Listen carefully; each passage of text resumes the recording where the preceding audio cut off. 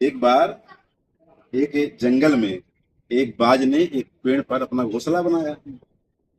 उस घोंसले के ठीक नीचे एक मुर्गी का घोंसला था। कुछ समय के बाद में मुर्गी ने भी अंडे दिए और बाज ने भी अंडे दिए। एक दिन अचानक से आंधी आई और बाज के घोंसले से एक अंडा मुर्गी के घोंसले में गिर गया। कुछ समय के बाद में मुर्गी का अंडा फूटा और उसमें से मुर्गी का बच्चा और बाज के अंडे से बाज का बच्चा निकला। दोनों बच्चे बड़े हो गए, खेलने लगे, खुदकने लगे। बाज का बच्चा ये नहीं समझ पा रहा था कि मैं बाज का बच्चा हूँ कि मुर्गी का बच्चा हूँ। जैसे मुर्गी गतिविधि कर रही थी, मुर्गी का बच्चा जैसे गतिविधि कर रहा था, वैसे ही बाज का बच्चा भी उसके साथ में खेल रहा था। कुछ समय बीत गया, उसके बच्चे बड़े हो गए। बच्चे जब बड़े हो गए तो एक दिन बाहर खेल रहे थे। ऊपर से एक बाज उड़ता हुआ जा रहा था। बाज ने देखा कि नीचे मुर्गी के बच्चे के साथ में ये तो मेरी प्रजाति का बाज का बच्चा क्या कर रहा है।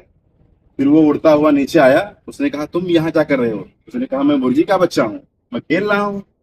उसने कहा, नहीं, तुम मुर्गी के बच्चे नहीं हो, तुम बाज के बच्चे हो। तो बाज के बच्चे को बड़ा आश्चर्य हुआ। उसने कहा, नहीं, मैं मुर्गी का बच्चा हूँ। बाज ने कहा, नहीं, तुमको मैं ले चलता हूँ तुम्हारी असलियत दिखाने। बाज ने बच्चे को अपने पंजों में पकड़ लिया और लेके उड़ गया। जब वो ऊपर आसमान में उड़ के गया तो वहां से उसने कहा कि अगर मैं तुमको छोड़ता हूँ, जब मैं तुमको छोड़ूंगा तो तुम उड़ने लगोगे। बाज ने जो ही वो बच्चे को वहां से छोड़ा तो उसने पहले उसमें पंखों में हवा भरा। हवा भरने के बाद में जब उसको लगा कि मैं उड़ लूंगा, फिर वो तेजी से उड़ने लगा और बहुत खुश हुआ, बहुत प्रसन्न था मुर्गी का, मतलब बाज का बच्चा, कि मैं मुर्गी का बच्चा ना होके मैं तो बाज का बच्चा हूँ। उसी प्रकार से अपनी संगति को अच्छा रखो, अच्छे लोगों के बीच में बैठो, क्योंकि जैसी आपकी संगत होगी वैसी आपकी रंगत होगी। अच्छे लोगों के बीच में बैठो, पॉजिटिव लोगों के बीच में बैठो, अच्छे लोगों के बीच में बैठोगे बेटा तो अच्छे संस्कार आपके अंदर आएंगे।